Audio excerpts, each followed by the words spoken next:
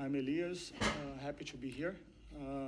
I changed a little bit the title of my talk, but I think it's suitable to start. Causal AI, I think it's very interesting kind of angle, or point of view to have embodied models, and I'll try to elaborate on that.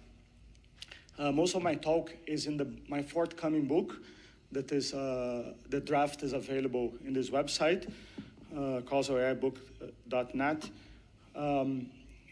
And I think we are all here today because we're excited about some kind of recent breakthroughs in the field of AI. Systems are able to perform extremely well in making predictions in high-dimensional settings. In particular, there's a huge progress in fields such as NLP, computer vision, and reinforcement learning, and building this capability of doing high-dimensional predictions. Applications are everywhere. I don't think I need to talk much here in the audience, with this audience, and this is kind of very exciting. I think we should we are blessed to be living these times. A question that I ask myself and in the lab is does this mean that we are done? Gedanken experiment here, thought experiment, even if you assume that you have infinite amount of compute and data, I know that you don't, but doing this experiment, are we done in reality in terms of the fundamental problems here, and all what we need is scale more and do a little bit more of the same when in this neighborhood, and if not, what is missing? Now, the other side of the coin here in terms of the breakthrough and what this technology led us, there are still very serious foundational issues. I've been saying that for maybe a few years now. I'm glad to see that it seems that there is a growing feeling from people even in the field that help us to reach here, acknowledging this point. For example, Elias said that just scaling, just recently, this is last week, just scaling is not enough. We need new ideas for the next jump. LeCun, Jan, says scaling alone will not get us to systems that understand the world. Good keyword here is understand as well. What does this mean and how this relates to causality? Francois said that intelligence is not an emergent product of bigger models. Joshua say robust and safe AI requires causal understanding. Without it, system will fail unpredictably. Again, I think I'm super excited and that it seems that at least for the thought leaders in the field, it seems they start to get this feeling that there is some kind of important missing component.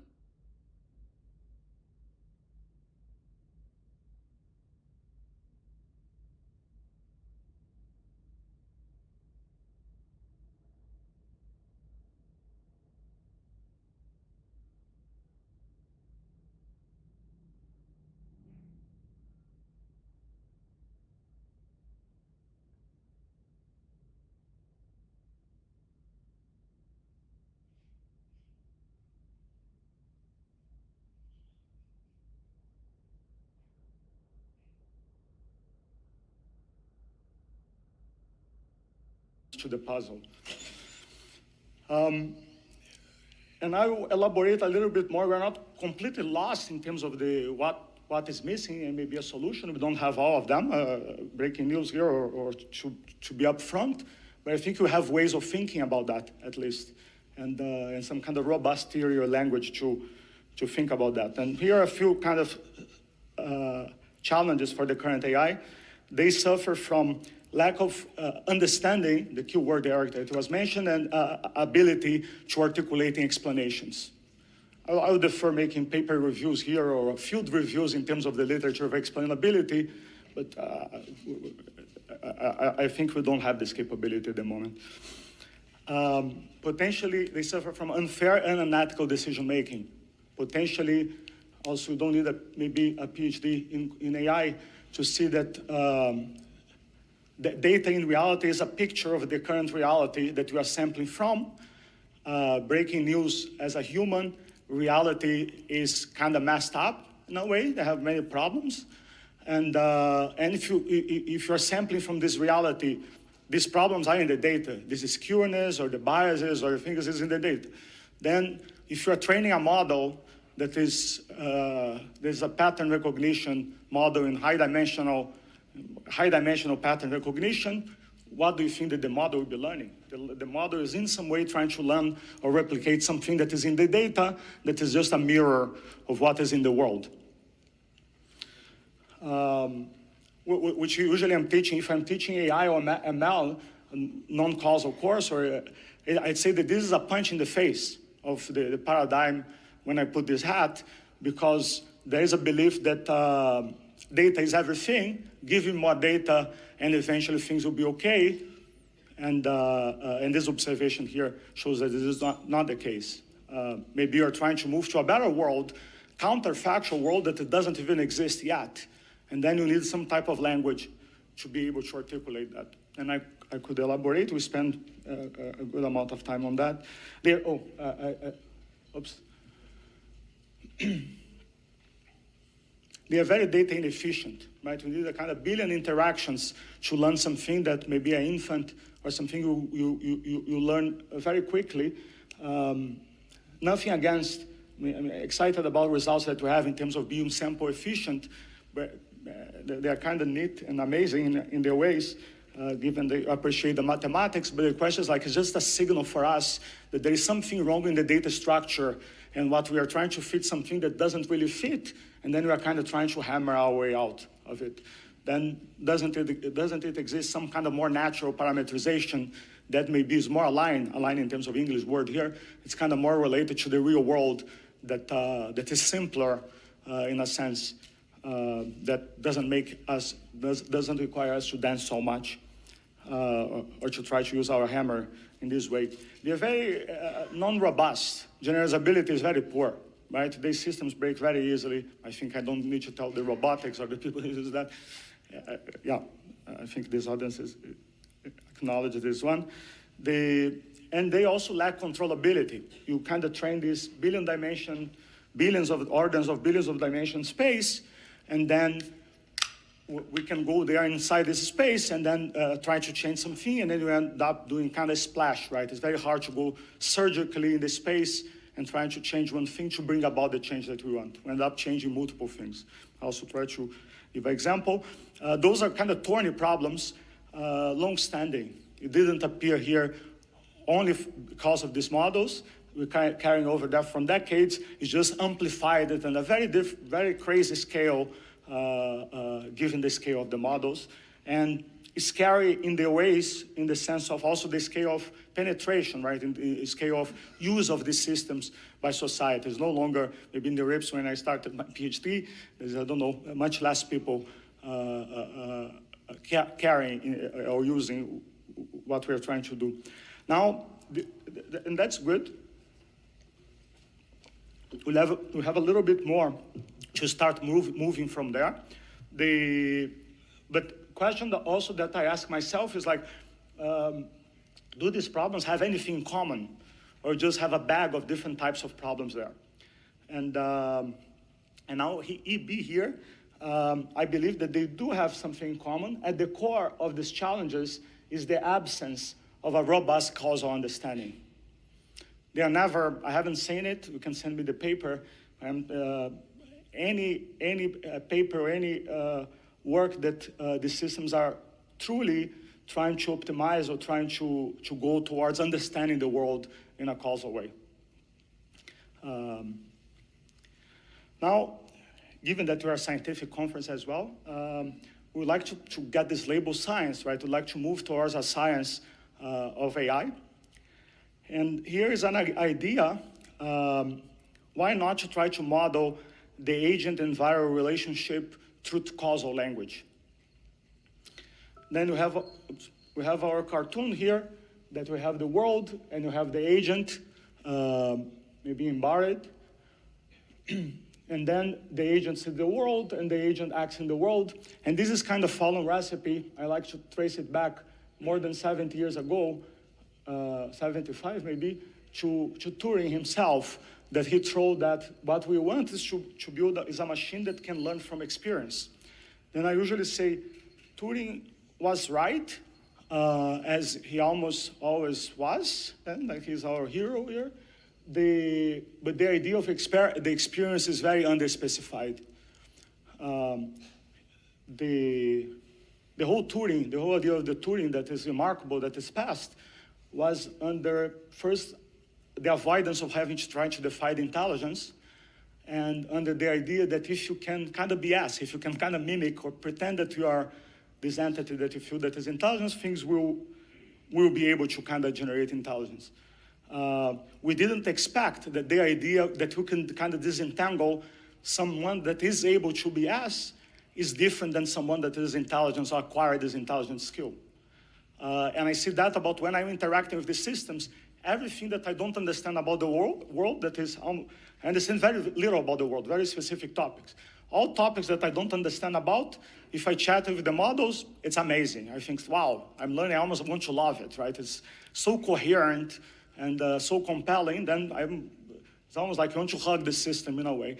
Every topic, very few, but that I understand something about or relatively well, there's always kind of like, wow, man, no human will say something like that. We get it completely off. Then I think Turing was too smart, maybe, to realize that you could disentangle intelligence from BSing, right? The idea of pretending. Anyhow, but idea is good. The idea of experience is good and underspecified. Now, we would like to kind of open up a little bit and refine what experience could mean. And here are different types of modalities about how the agent could interact with the world. The first one is through seeing or to passively observing the world unfold and kind of collecting data. The second one is through doing, to intervene in the system. And the third one is through kind of hands-off and just kind of thinking about the different versions of reality that you could have.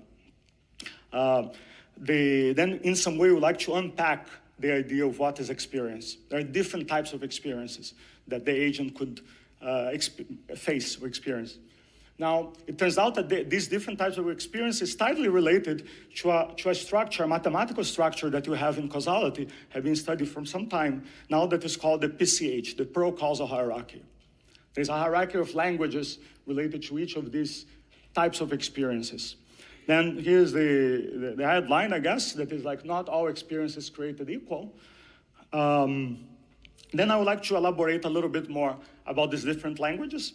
Now, result here, number one in causality, and this is kind of popularized in this book, The Book of Why, that I recommend, second book recommendation of the day. And the result here is about once we have I had the word world here, but once we have a causal model that is a world model, this induces this hierarchy, the potential of the system, that you can have different types of observational. We have one observational distribution. You have different types of ways of intervening with the system, the kind of typical RL, and you have different counterfactual distributions. I'll go fast here. You spend the whole semester doing that. In class, but the first layer of this hierarchy, this is what's called, is a containment hierarchy, like P versus NP, or Chomsky, or many that we have in computer science and mathematics. The first one is associational, very related to the symbol P of Y. Oh, where's my mouse here? Oh, it's here? Yeah. P of Y given X is very related to observing the world in a way. It turns out that there are different ways of, a different counterpart of that in the world of machine learning. It's called the supervised and unsupervised learning, or semi-supervised learning as well. Depending on the decade that you live, some of you are just arriving here, but if you have been more time in the community, depending on the decade, we have a different formalism that is trying to evaluate expressions like that, P of Y given X. And you can date this back even before machine learning existed. We have been doing that for 200, 300 years. But now the different aspect here is that this variable X here can be a 1 billion dimension kind of variable. And then we are kind of trying to predict, and the Y is a big sequence. And this is why it's kind of very good for the computer scientists, because kind of our business, we are trained with the idea of like how to scale up. And this is what we have been doing for decades. And transformers is the current, or slash diffusion is the current one that we are able to do inferences on top of this data structure, this object, this abstraction called P of y given x. But now there is the other one that is related, different type of experience that is related to interventions. Symbolically, we kind of extend the language here, and we have P of y given do x, comma c. And the do is that the agent with their own free will or their own volition, or from outside the environment, it decides to intervene in this variable x. It's not observing other agent and what will happen if y had the other agent set have x is equal to x, but the agent is doing that because know the causes, right? It's driving kind of the process, sees a context here related to doing, what if I do x? There is also a counterpart for that in machine learning that's called reinforcement learning. Also, there are different formalisms that you can have to handle that, different data structures, MDPs, POMDPs, so on, or a causal version of that is a causal Bayesian network, and so on. The specific way, I'll try to show or give a few examples about, biology is great, but it's a very specific way of thinking about causality. It does allow us to get some causality. I would like kind of to broaden that. The word is a little bit, bigger. The third layer is the counterfactual layer that is related to the idea of imagination, introspection, retrospection. The why type of questions with this book of why that I recommended is very tied to the counterfactual layer, very related to the premise, what if I had acted differently? I didn't, I did some particular thing, but what if, ... Then here, for example, Joe took the drug, that is X prime, and Joe is dead, that is Y prime. This happens in this world, this fact. And then you wonder, would he be alive, that is Y, the opposite of Y prime, had he not taken the drug? That is the X, that is the opposite of X prime. And very hard type of questions, but we are kind of asking, I will suggest you to try to introspect and try to catch your own thought process and see the variations. Maybe you're not using exactly the same language, but how do you use in your own lives the idea of counterfactuals? Very related to attribution, blame, responsibility, very important notion for society and for humans in terms of understanding, keeping the word here, understanding, that I mentioned earlier. There's no counterpart for that in ML, not do paper review here, but there's no counterpart, but there is a structural causal model that is a type of language or model that gives semantics to quantities of this type, and then you can kind of unravel from there. Observation that the formalization of the PCH provides a way to measure the capabilities, expressiveness with different formalisms with respect to increasingly complex queries or questions or modes of reasoning that you like the agent to have or to be able to articulate relative to some environment. Now, what's the challenge here? Elias, what's the challenge?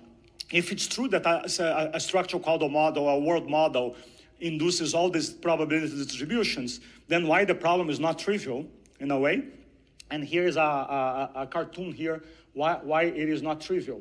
Most of the data that we have in the world, Elias numbers, 99% of the data is coming from layer 1. Is observational data.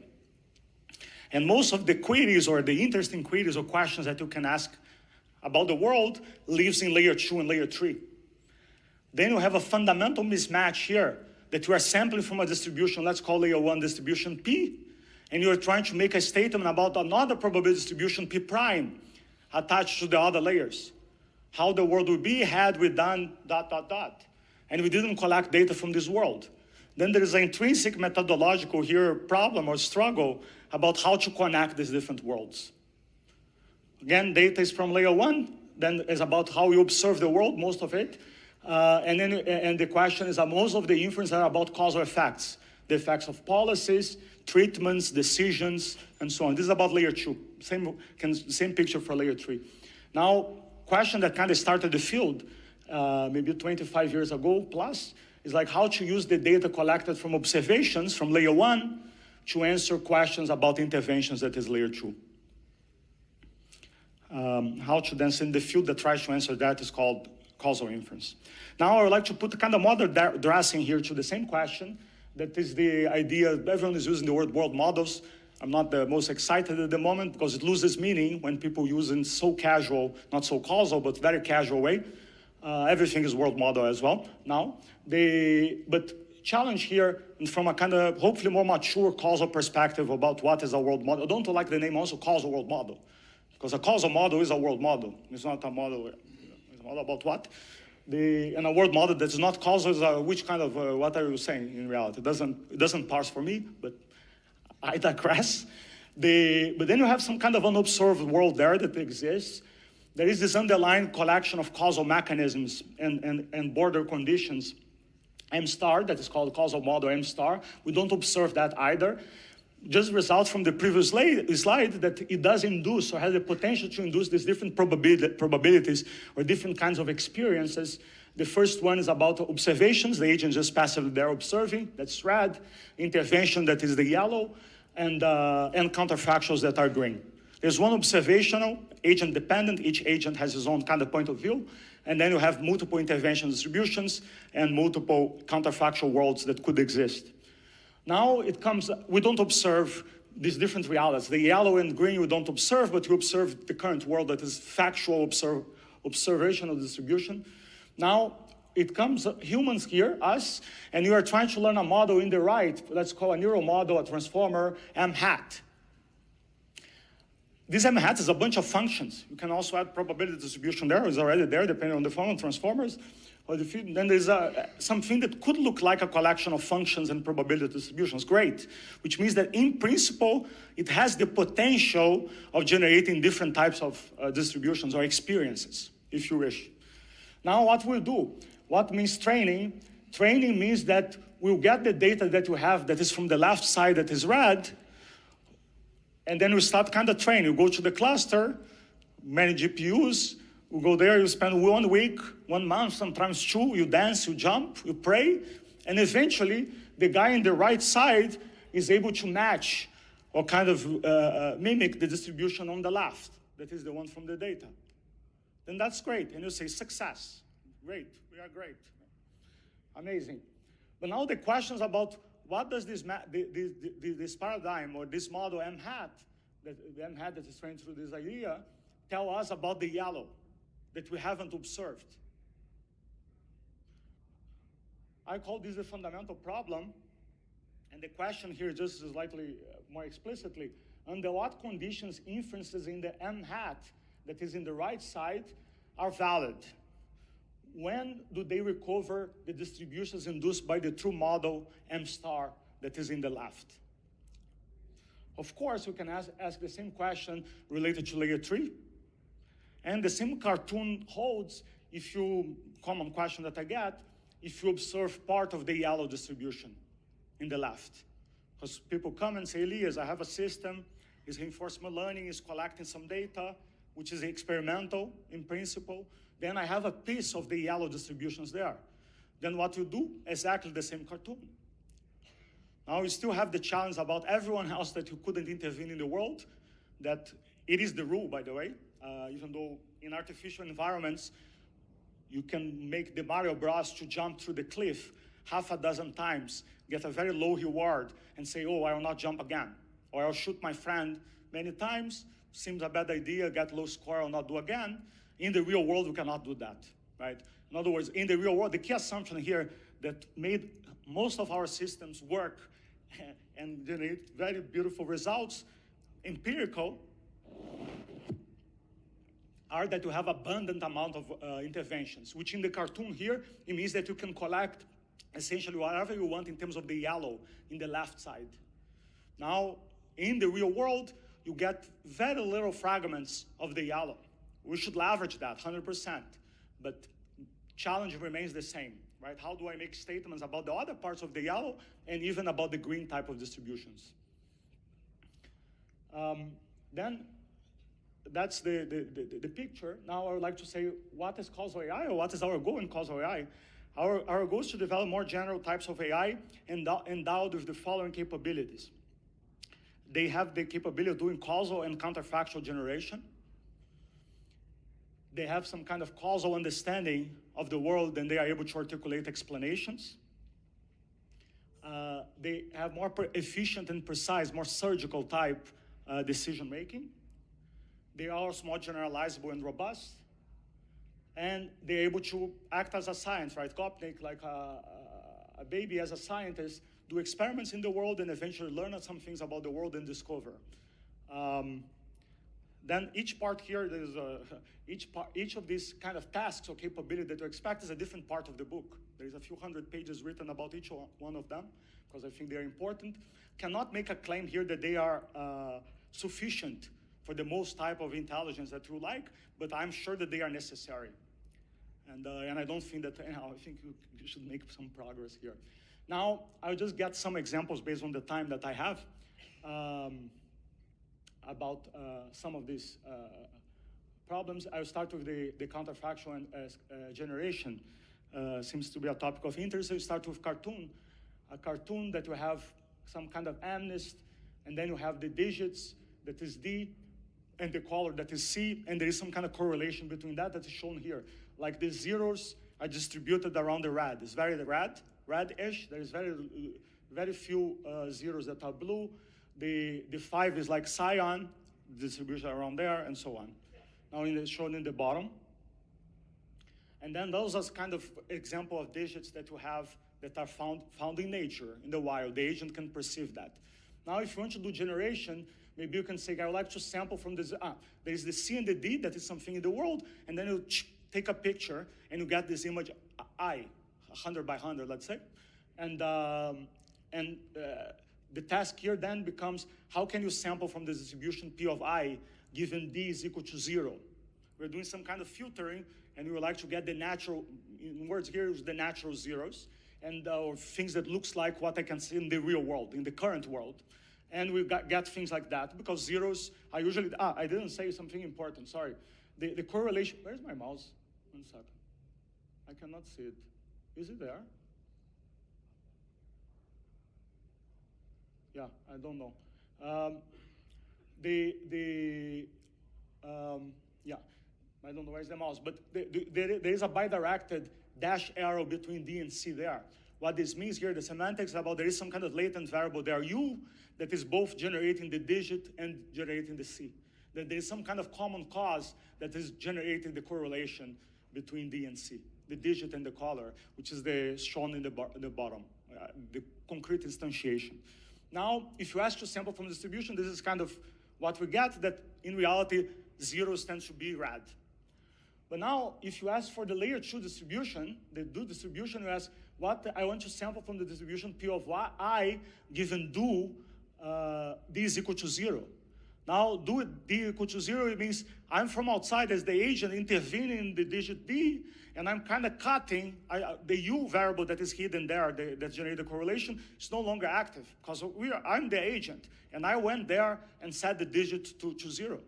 And I don't, whatever is the U is, don't know, is hidden.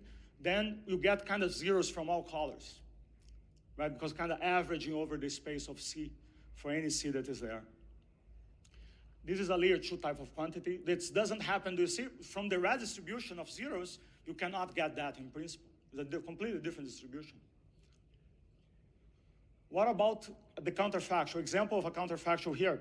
Given that the digit was a 5, given that D is equal to 5, we kind of wonder, what would be the image had the digit been a 0? Had I made the digit be a 0? Naturally, the digit is a 5, it means that I was originally cyan.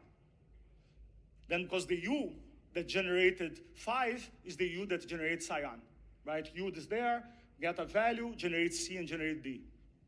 D is equal to 5, C is equal to cyan, more likely. But now you wonder, and you go there and do the intervention and set the digit that will pop up as being 0. Then you get, in nature, you cannot see zeros, or very rarely, or cannot see zeros that are cyan, but now this is the distribution that you would like to be sampling for. Completely different distribution. Anyhow, hope it makes sense. Cartoon here about the layers of the PCH, of the causal hierarchy. So just to get intuition, more just some things a little bit more real, I guess. What would a person look like? Counterfactual. Had they been ... This is papers that appeared in ICML and NeurIPS this year. Maybe you ask AI to generate a human face, and then you get the first lady there, and you ask what would happen had the person been, I don't know, 10 years older. And then in reality, if you use a non-causal method, you get a guy on the other side, which is totally off. A little bit older, but it's totally off. Right? Because it's not even the same person. State of the art was generating that. I didn't try this week, this is from the original ICML paper. You get the picture of the lady there that is blonde, AI generates, and you ask what would have happened had the person been a different gender, and then you get a guy there, which seems okay, but very hard to understand the consistency or the counterfactual here between these two people. They seem to be disparate. It doesn't feel that the guy's in another age group. In other words, it doesn't feel the counterfactual pair here in a way. Let me skip the other one about the gray hair. That is a really sensitive issue here. But when you have causal, what we'd expect is about asking the picture of someone, and then you get the guy there with the glasses. How it would be had been older. This seems to be the guy that is the counterfactual pair, the older version of the guy on the left. And it kind of makes sense in a way. He has more gray hair, less hair, and so on. Or you ask a picture, where is it? We got the picture, and then you got the lady first. And then you ask what would happen had it been a male, and then you get I don't know what's the relationship. This is AI generated, but it seems kind of even almost like twin brothers. But it seems plausible that is the counterfactual pair. I'll skip the gray hair just. The huge commotion here, important. Another one, this is with language that was in the literature before. You have the pair there with two people and farmers, and you ask what would happen had they been flight attendants. It's a whole drama here about this one, and we ended up changing the gender of the guy to become a lady. Why? Because strong correlation between gender, job type in the real world, in the data. Then the AI is just kind of replicating that. It's overwhelmed by the correlation in the latent space. Or you can ask them, make them look like doctors, and then you change the gender of the other one to become a male. Again, there's a stronger correlation in the data between gender and job type. Totally off, of course. A lot of drama from causal lenses, not right, of course, off, but not surprising. Correlations couldn't make it. It's like, this is another one this is from 1 or 2 weeks ago. It's not published, but we asked, generate the carrot with the rabbit, then you get the non-causal, and essentially you kind of replace the carrot with the wolf. But now, if you use a causal version of that, you get a thing that is counterfactually plausible here, that the rabbit is kind of running away from the wolf. It makes more sense than being a docile kind of rabbit as in the first. This is an unexpected one that you should, I'm not sure if he's here, but the student that brought me this example, you asked to generate what if it's a wolf. I thought it's cute because I didn't expect to generate a baby wolf. Then it's okay that it will be still playing ball, the rabbit with the baby wolf. It's just when you are too big that maybe it's not okay. Anyhow, this is an example of counterfactual image generation. We can do examples like that with text as well. I'll defer, but it's exactly the same principle. Let me, my mouse is here. Let me skip this one, but it is about causal understanding. It's part 2 of the book. Let me move, just given that we are in the RL, let me move to the next one. Give me a second, where am I? Yeah, this is now, I would like to give you an example about efficient and precise decision making, given the RL dimension here. And we spend, I don't know, the last 10 years thinking about causal RL. It's about what's the relationship between decision making and causal knowledge. And if you want to know more, part 3 of my book, or the website is crl.causalai.net. Now, this is the cartoon that we have before, in which we have the environment and you have the agent on one side. Now, the observation here that we started from Turing conversation is about 2 key observations to move from the RL to the causal RL. The first one is that the environment and the agent are tied to a formal pair SCM-M, collection of causal mechanisms, are the underlying kind of data-generated model. And in the left side, we have some type of causal model G, a causal graph, for example. Second observations will define different types of experiences or interactions of the system to avoid ambiguity. We are using the PCH, seeing, doing, and imagining. Then those are the 2 things that kind of unravel last 10 years of maybe my life and some students. And we just released, before NeurIPS, there's some kind of GitHub with the Causal Gymnasium. There's kind of our attempt to try to build the infrastructure to allow people to benchmark the causal capabilities of the agent. Very exciting, looking for collaborators here. This is version 0.1, it's a huge effort in terms of coding and infrastructure building. But anyhow, I think it's exciting and happy to get your feedback and in interest. But in any case, there are different, once we take this idea of modeling experience in different ways, there are many new challenges and opportunities that appear. A first task that we studied is causal offline to online learning, we call COOL. That is some kind of generalized policy learning that we're trying to combine offline with online learning. These have been going on for a few years. Those are the references there. And here is an example of COOL. This is the context that we have done the experiments. I will not read the whole thing, but this is a cancer context, and we are trying to do chemotherapy and other kind of treatment. This is a randomized controlled trial. Then this is a two-stage trial, and we have the X1 and X2, that is the two shots. The patient gets the drug, the treatment, he comes back later, a month later, and we decide what he'll do. There's the variable S, that is the state of the patient, and different than the MDP or POMDP, there is this variable U there that is affecting everyone in the system. It's a confounder, a global confounder. And now this is the kind of results that we can get. If you're doing some kind of usual RL or Susan Murphy's, if you know some kind of dynamic treatment allocation, treatment regime, the plot here, x-axis is the number of episodes, y-axis is the cumulative regret. And if you do the standard in the literature that we're just doing RL/randomization, you get the red curve. On the other hand, if you use this causal knowledge, the structure that we have there, that is saying nothing more than what's happening in the world, right? That you get a treatment X1, and this affects the state, and the state affects the outcome Y at the end, that is the survival of the patient after 1 year of taking the treatment and so on. You get the blue curve. That's, of course, much better.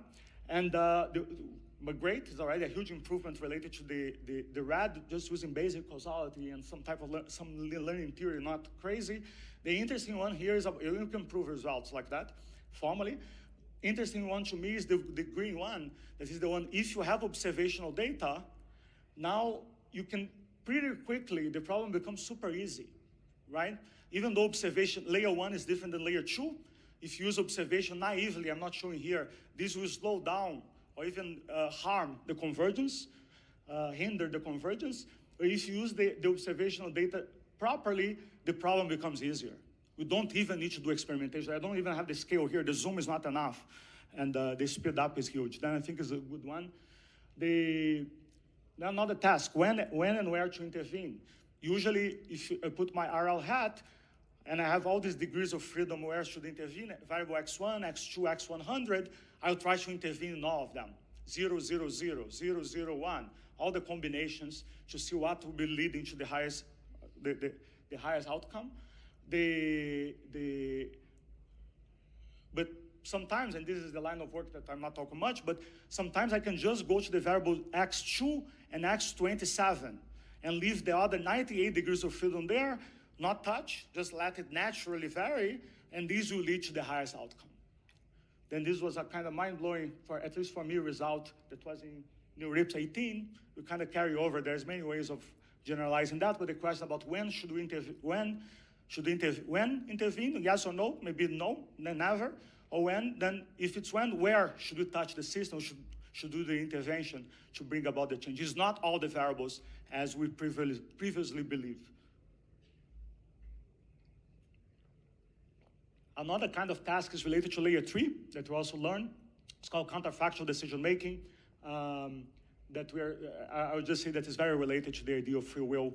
And yeah, I think, and it's a different way of, there's a different optimization function than the one that we usually use in RL. I'll defer given the time, but it's very interesting. The other is causal imitation learning. We believe that the assumption there that you are doing some type of behavioral cloning, IRL, and the key, and everything is good if you give more data. Key assumption there that the two agents are kind of identical in their causal models or in their causal capabilities, which is almost never the case. No two agents are not the same. No two agents are created equal. Now we started this line of work saying, if one agent different than the other, just change one bit from one to another, we can do situations that you have perfect cloning, and the performance of the agent, the learning agent, is already is a complete disaster. Then it's a kind of challenge of the key assumption underlying the non-causal, I would say, or the previous version of the imitation learning. We need a causal layer there, and towards going to go towards the real world in reality, to be real in a way. There's curriculum learning as well that is kind of more recent results. There is reward shaping as well that we like to use with offline data. Let me see how much time. How much time do I have?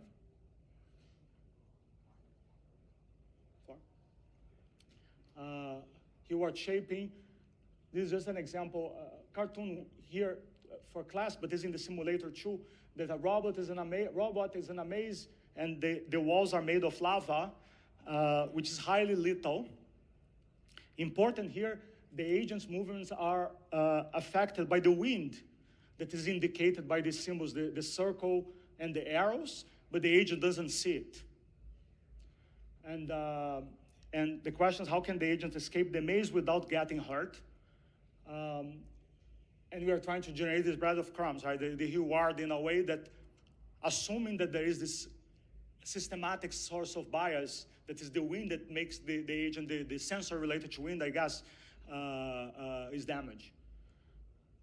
And more broadly, how can you design a reward, I already said, function that enables the agent to minimize online experimentation? In other words, you don't want the agent in the real world to be experimenting. We like to leverage the data that you already have collected. It's coming from layer 1. Where is the agent already moved here? Yeah, okay. And there is the baseline that is non-causal and the causal one that is in the bottom. And the difference here is like, of course, the agent that is on the top is like very easily following in the lava because it's not taking into account the wind in a way, and the causal method in some way is able to protect against that. The first kind of column shows that. The second one, the agent is very tempted to get into this tunnel, that there is these coins that are very valuable. Of course, the causal agent avoids it because there is no way, based on this huge amount of partial observability, that he can go through the tunnel. And there's some type of conservative policy based on causal constraints that the agent is able to do well. Same here in the last column. There is a little coin there that is very close to the lava. The non-causal agent is trying to get this coin. The causal agents already know that it's impossible because it's too dangerous in a way, given that he doesn't know so huge amount of the environment. Of course, the question is how to do that. I'll defer you to read the paper or to talk with me offline.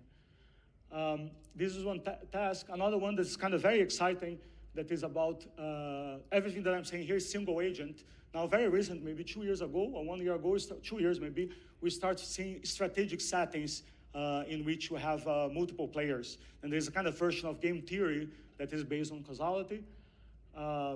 Here is just an example. There are 2 prisoners that are suspect for a crime, but there is no evidence to convict them. PD, right? Prisoner's dilemma. Then they may either cooperate or defect, the C or D, and this is the variable xi. Also, they don't know what choice the other fellow is doing, the other guy is doing. But now, in addition to the setting, we have a new part here in the causality sense that the interrogation process by the police officers may subconsciously affect their decision and contain information about their fate. That is shown in this variable U1. Then there is the police officer 1 that is affecting the decision X1 and is affecting the outcome. The guy's kind of trying to bully maybe the prisoner to defect or to cooperate. Now, and this can be described by LLMs. Maybe you have we do the experiment that you kind of wrap LLM around each of the prisoners and the police officers and so on, the judge. It's kind of cute to see how the LLMs are discussing between themselves. I'll skip for the time that I just have 1 minute, I believe, or less. But now, interesting enough, the usual game theory in the Nash, the x-axis here is the probability that the prisoner can naturally read if the situation is favorable or not favorable. What is the intuition of the agent? He doesn't know how to explain, but he just got the gut feeling. And the y-axis here is the reward or expected utility in this case. Now the red line here is the game theory, the Nash equilibrium. The blue one is the one that if the agent is acting like layer one, like automata, gut feeling. Then after some time, if the reading of the room is not very good, you can see that if the agent, the blue line layer below the red, the agent starts getting screwed.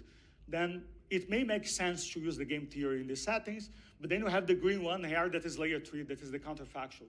It turns out to dominate the agent that is doing Nash and dominate the agent that is doing following their gut. I'll digress just to go to the conclusions here for the time. I think it's quite exciting and new stuff. Happy to talk about that. Let me skip this one. Give me a sec. I'll go to the conclusions. Our general goal, the Causal AI research program, is to develop more general and trustworthy AI systems endowed with the following capabilities.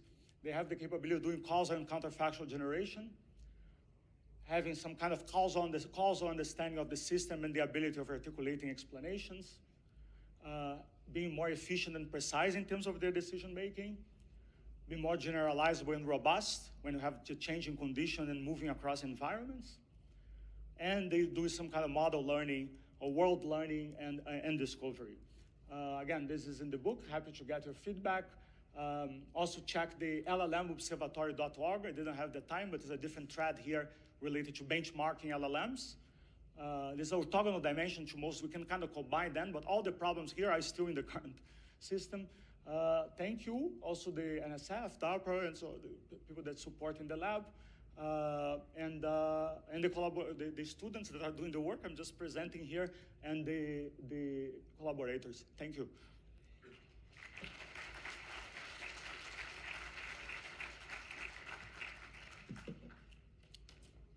Thanks, Professor Bareinboim, for the wonderful talk. And for the sake of timing, we might just skip the question for this, but feel free to reach out to the professor in person.